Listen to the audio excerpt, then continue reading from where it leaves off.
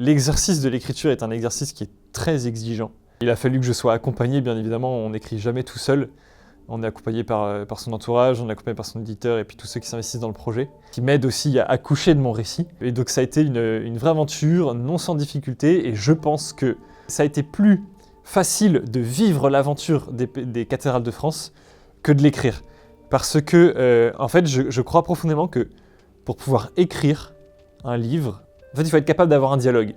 Soit ce dialogue, on est capable de l'avoir avec soi-même, mais il faut le temps nécessaire, les dispositions d'esprit et l'environnement. Moi, cette année, c'était la folie. Je n'ai pas eu cet environnement, je n'ai pas eu le temps nécessaire. Donc, il a fallu que ce dialogue, je l'ai avec quelqu'un. Et donc, j'ai été très accompagné pour le faire, mais il a fallu prendre la décision d'être accompagné. Et cette décision-là a été très difficile. Le soir de la réouverture de Notre-Dame de Paris, j'ai eu l'occasion d'offrir mon livre au président de la République, où je lui dis que Notre-Dame, en gros, est un édifice qui nous dépasse, qu'il le dépasse lui, qui nous dépasse nous, qui nous dépasse en tant que pays. Pourquoi ? Parce qu'on l'a hérité de nos ancêtres. Une cathédrale, c'est ce qu'on appelle une œuvre de civilisation. Notre-Dame de Paris est en plus extrêmement symbolique aussi sur le plan international.